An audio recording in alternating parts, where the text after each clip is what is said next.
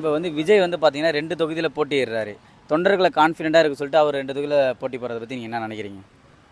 தோல்வியின் பயத்தில் தான் அவர் நிற்கிறாருன்னு நினைக்கிறேன். நார்த்தில் ஒரு பக்கம், சவுத்தில் ஒரு பக்கம், எவ்வளோ ஃபேன்ஸ் எவ்வளோ ஓட்டு நமக்கு வருங்கிற அந்த ஒரு கிரவுண்ட் லெவலில் தெரிஞ்சுக்கிறதுக்காக அவர் வந்து போட்டியிடறாருன்னு நினைக்கிறேன். ரெண்டுலையுமே ஜெயிக்கிறதுக்கு வாய்ப்பு இருக்குது. ஏன்னா எல்லாம் விசில் அடித்த கூட்டம். நம்பிக்கைலாம் இல்லை, நம்பிக்கை வச்சு தான் அவர் இறங்குறாரு. இருந்தாலும் வெற்றி தோல்வி அவர் சொல்ல முடியாது. ஒரு ஸ்டார் மெட்டீரியல். நீங்கள் என்ன பண்ணணும், எங்கே நின்னாலும் ஜெயிப்பணும். உங்களுக்கு தில்லு இருக்குல்ல, நீங்கள் ஒரு இடத்துல நின்று ஜெயிக்கணும். சென்னையில் வெல்றது வாய்ப்பு இருக்குது. மக்கள் மத்தியில் செல்வாக்கு இருந்தால் அவர் எதுக்கு 2 தொகுதியில் நிற்கணும்? இப்போ வந்து விஜய் வந்து பார்த்தீங்கன்னா 2 தொகுதியில போட்டியிடுறாரு. தொண்டர்களை கான்ஃபிடென்ட்டா இருக்க சொல்லிட்டு அவர் 2 தொகுதியில போட்டி போடுறத பத்தி நீங்க என்ன நினைக்கிறீங்க? தோல்வியின் பயத்தில் தான் அவர் நிற்கிறாருன்னு நினைக்கிறேன். ஆக்சுவலாக வந்து புதுசாக இந்த ஃபீல்டுக்கு வந்திருக்கிறதால அவருக்கு இந்த அரசியலுடைய நுணுக்கங்கள் இன்னும் தெரியவில்லை. அதனால் வந்து அவர் 2 தொகுதியில் போயிட்டால் எதிராக உள்ள ஜெயிக்கலாம். அப்போ தான் நம்ம வந்து மக்கள் மத்தியில் ஸ்டாண்டர்ட் பண்ண முடியும் அப்படின்னு நினைக்கிறாருன்னு நினைக்கிறேன். இப்போ இந்த பெரம்பூர் திருச்சி கிழக்கில் வந்து எதில் வெற்றி பெறதுக்கு வாய்ப்பு இருக்குன்னு நினைக்கிறீங்க? 2லேயும் வெற்றி பெறதுக்கு வாய்ப்பு இல்லை. கொஞ்சம் கணிசமான ஓட்டு வாங்குவார் வந்து, பட் வெற்றி வாய்ப்புக்கான அறிகுறி அவருக்கு இல்லவே இல்லை. இப்போ வந்து விஜயகாந்த்லாம் பார்த்தீங்கன்னா விருத்தாச்சலத்தில் நீங்கள் இவ்வளோ ஜெயிச்சிட்டாரு. அந்த மாதிரி விஜய் இந்த தொகுதியில் என்ன ஜெயிப்பார் அப்படிங்கிற தொகுதி ஏதாவது இருக்குங்களா தமிழ்நாட்டில்? இப்போ தான் ஃபீல்டுக்கே அவருக்கு வந்திருக்காரு. இதுக்கு பிறகு தான் அவருடைய அரசியல் வாழ்க்கையை முதிர்ச்சி பெறும். வெற்றி வாய்ப்புங்கிறது வந்து 26க்கு அப்புறம் தான் முடிவாகும்.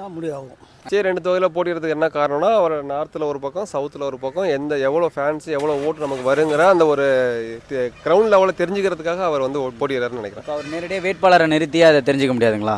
இல்லை, நம்ம நிற்கிறதுக்கும் வேட்பாளர் நிற்கிறதுக்கும் நிறைய வித்தியாசம் இருக்குது. ஒரு கட்சி தலைவரே நிற்கிறாரு அப்படின்னா வந்து அது எவ்வளோ நமக்கு நம்மளோட ஓட் பர்சன்டேஜ் இருக்கிறத கிளியராக தெரிஞ்சுக்கலாம். வேட்பாளர் நிற்கிறாங்கன்னா வேட்பாளர் மேலே தனிப்பட்ட பிரச்சனைகள் இருக்கலாம், இல்லை அவங்க மேலே மக்களுக்கு புரிதல் இல்லாமல் இருக்கலாம். இப்போ விஜயே நிற்கிறாருன்னா அது வேற இல்லை. இப்போ வந்து இடைத்தேர்தல் வந்துச்சு, அது இல்லாமல் வந்து பார்த்திங்கன்னா பாராளுமன்ற தேர்தல் வந்துச்சு. இப்போ அவங்க கட்சி ஆரம்பிச்சிருந்தாங்க. அந்த டைமில் அவர் நின்று பார்த்துருந்தா இப்போது அவர் வந்து தெற்கில் எவ்வளோ இருக்குது அப்படிங்கிறத கண்டுபிடிச்சிருக்கலாம்ல. அப்படிலாம் இல்லை, கட்சியோட சின்னமும் இப்போ தான் வந்திருக்கு. அவங்களுக்குன்னு ஒரு கட்டமைப்பு இருக்குது. அப்படிங்கும்போது நம்ம சின்னத்தை வச்சு நம்ம எவ்வளோ ஃபெமிலியாரிட்டி இருக்கணுங்கிறதானே நம்ம பார்க்க முடியும். இடைத்தேர்தல் நிற்கலாம், விஜய் நான் பிரச்சாரம் பண்ணுறாங்கிறது ஓகே. ஏதோ ஒரு சின்னத்துக்கு ஓட்டு போடுங்கன்னு சொல்கிறதுக்கும் எலெக்ஷன் கமிஷனை அப்பாயின்மெண்ட் பண்ண விசிலுக்கு ஓட்டு போடுறோம்னு சொல்கிறது நிறைய வித்தியாசம் இருக்குல்ல. அப்போ தான் நம்மளோட ஒரிஜினல் குவாலிட்டி எவ்வளோன்னு தெரியும் நமக்கு. இப்போ நிற்கிற 2 தொகுதியிலுமே ஜெயிக்கிறது வாய்ப்பு இருக்குங்களா? ஜெயிப்பாப்புல, 2த்துலையுமே ஜெயிப்பாப்புல. என் கருத்து என்னன்னாக்கா, ஏற்கனவே குடும்பத்தில் கோளாறாருது. அவன் மனைவிக்கும் அவனுக்கும், அவன் பிள்ளைங்க, ஒரு பொண்ணு ஒரு பையன். அதை வரைய இவனுக்கிட்ட பேச்சுவார்த்தை இல்லாமல் தொடர்பு இல்லாமல் இருக்குது. அப்படி இருக்கக்குள்ள 43 பேச்சு என்னாச்சும் கரூர் தொகுதியில் இவனுக்காக போயிடுது. அப்படி இருக்குள்ள கவர்மெண்ட்டு எப்படி அனுமதி கொடுத்தது? அது இன்னும் உறுதியாகலைங்களா? இவர் தான் அதுக்கு காரணமா இப்படிங்கிறது உறுதியாகலை. அது சிபிஐ விசாரணை போயிட்டு இருக்குல்ல. ஆமாம், இந்த பேர் என்ன, விஜய் தான் காரணம். வந்து 11 மணிக்கு வர்றவன் 3 மணிக்கு வந்தானே, அது யாரால காரணம்? யாரால தப்பு? அவர் தான் பண்றீங்க. இல்லை, உளவுத்துறையெல்லாம் இருக்குல்ல. இப்போ இத்தனை மக்கள் கூடுறாங்க, முன்கூட்டியே உளவுத்துறையெல்லாம் கண்டுபிடிச்சி கூடக்கூடாதுன்னு சொல்லிருக்கலாம்ல. இப்போ காவல்துறைக்கு தெரியும், இப்போ இத்தனை பேர் வந்துட்டு இருக்காங்க, இவ்வளோ வண்டி டோல்கேட்டை கிராஸ் ஆகுது, இத்தனை மக்கள் நடந்து வந்துட்டு இருக்காங்க இந்த ஏரியாவில் அப்படிங்களா, இவங்க தடுத்து நிறுத்திருக்கலாமே. காவல்துறை என்ன பண்ணிட்டு இருந்தது, உளவுத்துறை என்ன பண்ணிட்டு இருந்தது? அது காவல்துறை மேலேயும் தப்பு தான், விஜய் மேலேயும் தப்பு தான். தப்பு இருக்கு. ஆமாம், அது போலீஸுன்னு இல்லை, மக்களுமே போய் எதுக்கு கூடுறாங்க? வீட்டில் வேலை இல்லாமல் எதுக்கு மொத்தமாக போய் கூடுறாங்க? அவங்கள பற்றி என்ன? மக்கள் மேலே இந்த மக்கள் ஏன் அவனை என்ன அவனுக்கு மட்டும் நமக்கு இல்லாத உருவமாக அவனுக்கு அதிகமாக இருக்குது? ஏன் இப்படி போய் வெறித்தனமாக போகணும்? டிவியில் பார்க்கணும்ல, சினிமாவில் பார்க்கணும்ல, அதை விட அவனுக்கு என்ன எக்ஸ்ட்ரா இருக்குது? எம்ஜிஆர் வந்தா நீங்க போய் பாப்பீங்களா? எம்ஜிஆர் வந்தா நீங்க போய் பாப்பீங்களா? எம்ஜிஆர் திடீர்னு போன்ட்டாரு, உயிரோட வந்ததால நீங்க போய் பாப்பீங்களா? அட என்னத்தான் வெங்காயத்தான போய் பார்க்கறது? எல்லாம் நம்ம மாதிரி மனிததாயா, அவன் என்னையா போய் பார்க்கணும்? போய் எதுக்கு இப்போ 40 சில்லற உயிர் போச்சு கரூரில்? வீட்டில் இருக்கலாம். எதுக்கு அந்த மாதிரி உள்ளவனுக்கு எலெக்ஷனில் அனுமதி கொடுக்கணும் இந்த கவர்மெண்ட்டு? ஜெயிக்கு வந்து மீட்டிங் போட்டால் இன்னும் எத்தனை என்ன மாதிரி முடியாது, ஒரு ஆர்வம் பார்க்கணும்னு போனதுன்னா இன்னும் கை கால் இன்னும் எத்தனை உயிர் போகும்? மக்கள் மேலேயும் தப்பு இருக்குது. அதான் மக்கள் மேலே தப்பு இருக்குங்கிறேன். மக்கள் மேலேயும் தப்பு இருக்குது, இவன் விஜய் மேலேயும் நிறையா தப்பு இருக்குது. விஜய் மேலே 2 தொகுதியில் போட்டிடுறாருல, எந்த தொகுதியில் ஜெயிப்பார்னு நினைக்கிறீங்க? பெரம்பூரில் தொகுதியில் நிற்கிறார், திருச்சியில் ஒரு தொகுதியில் நிற்கிறார், எதில் ஜெயிப்பார்? இதை கரூர்லேயே என்ன நிற்கிற மாதிரி இல்ல இல்ல கேள்விப்பட்டேன். சென்னை பெரம்பூர்ல ஒண்ணு நிக்கிறாரு, திருச்சி கிழக்குல நிக்கிறாரு. எதுல வந்து ஜெயிக்க வாய்ப்பு இருக்கு?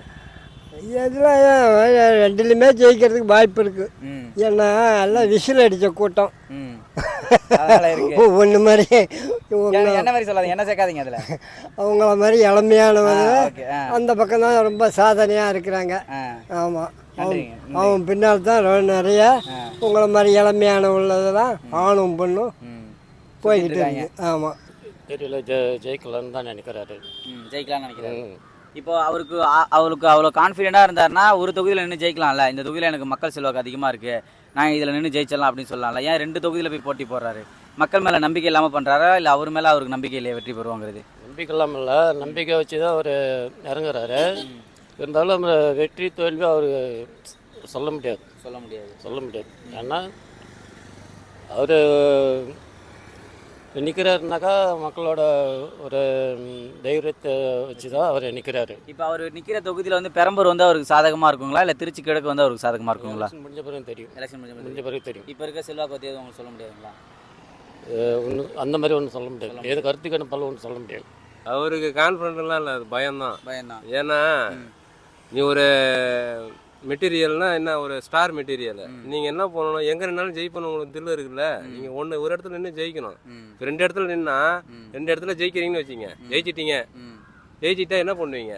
ஒன்று வந்து ரிசைன் பண்ணணும். ரிசைன் பண்ணால் தேர்தல் கமிஷன், தேர்தல் நம்மளோட ஜனநாயகத்தில் உள்ள ஒரு ரூல்ஸ்னா, ஒரு ரிசைன் பண்ணால் அடுத்து ஒரு ரீஎலெக்ஷன் வைக்கணும். ரீஎலெக்ஷனுக்கு ஆகக்கூடிய செலவு என்ன, இதெல்லாம் இவர் ஏற்றுக்குவாரா? இல்லை, யாரோட ஜனநாயக நாட்டில் 2 பேர் நிற்கலாம் அப்படின்ற விதி இருக்குல்ல. நிற்கலாம்னா நிற்கலாம் தான், அது ஒரு முறை தான் அதுக்கு. இது வந்து இவர் நிற்கிறதுக்கு காரணம் வந்து பயம். அது இன்னொன்று, இப்போ 2த்துலையும் ஜெயிப்பார நான் சொல்ல முடியாது. 2த்துக்கும் வாய்ப்பு இருக்கா இல்லையான்னு தெரியாது. ஆனால் ஜெயிக்கிறதுக்கு வாய்ப்பு இல்லை. ஆனால் 2த்துலையும் நிற்கிறாருன்னா அவருக்கு பயம்தான். அது தோல்வி பயத்தை தான் நிற்கிறாரு. தோல்வி பயத்தில். இப்போ ஏதாவது ஒரு தொகுதியில் அவர் வெல்லுவாரா? இப்போ 2 தொகுதியில் நிற்கிறாரு, ஒன்றுத்தில் வெல்றதுக்கு வாய்ப்பு இருக்குங்களா? சென்னையில் வெல்றதுக்கு வாய்ப்பு இருக்குது. விஜய் வந்து ஒரு மக்கள் மத்தியில் செல்வாக்கு இருந்தால் அவர் எதுக்கு 2 தொகுதியில் நிற்கணும்? அவர் வந்து 2 தொகுதியில் நிற்கிறாருன்னா அவருக்கு வந்து அவருக்கு பய உணர்வு ஏற்பட்டிருக்கு. அவர் உண்மையான ஒரு நல்ல ஒரு மக்கள் மேலே ஒரு செல்வாக்கு இருந்திருந்தால் ஒரே தொகுதியில் நின்று அவர் வந்து ஜெயிச்சிருக்கணும்.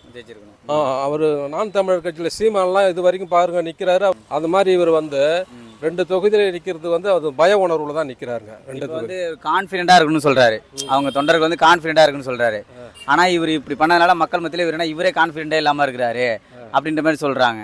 ஆமாம், மக்கள் மத்தியில் வந்து இவரே கான்ஃபிடென்ட் இல்லை. இவருக்கு வந்து அந்த செல்வாக்குன்றது வந்து அதை இழந்திருக்காரு இவர். அப்படி இருக்கும்போது இவர் வந்து எல்லா தொகுதியிலையும் ஜெயிக்கிறதுக்கான வாய்ப்புகள் இல்லை. இப்போ சீமான் வந்து இவரை மாதிரி ஒரு 2 தொகுதியில் இருந்தால் அவர் சட்டமன்ற போகிறது ஏதாவது வாய்ப்பு இருந்திருக்குமா? இப்போ இவர் 2 தொகுதியை தேர்வு பண்ணிருக்காரு. இப்போ சீமான் எல்லா மாதிரியும் தோத்துட்டே இருக்கிறாரு. அவர் 2 தொகுதியை தேர்வு பண்ணியிருந்தா ஜெயிச்சிருப்பாரா? சீமான் வந்து அவர் வந்து ஒவ்வொரு எலெக்ஷன்லேயும் வந்து தனிப்பட்டவா நிற்கிறாரு. ஆனால் அவர் ஏதோ ஒரு கட்சிகளோட சேர்ந்து கூட்டணி போயிருந்தா அவருடைய தொகுதியில் ஒரு 10 பேர் எம்எல்ஏவாவது உள்ளே போயிட்டு பேசுறதுக்கு நல்ல வாய்ப்பு இருந்திருக்கும். அவங்க வந்து யார் கூட கூட்டணி போகிறாங்களோ அவங்களே அடிக்கிற மாதிரி பேசிடுவாங்களே. இப்போ ஊழல் பண்ணுறவங்க கூட கூட்டணி வச்சா அவங்களே போய் சட்டமன்றத்தில் அவங்கள எதிர்த்து பேசுகிற மாதிரி இருக்கும். அதனால கூட்டணி வைக்காமல் இருக்காங்கல்ல.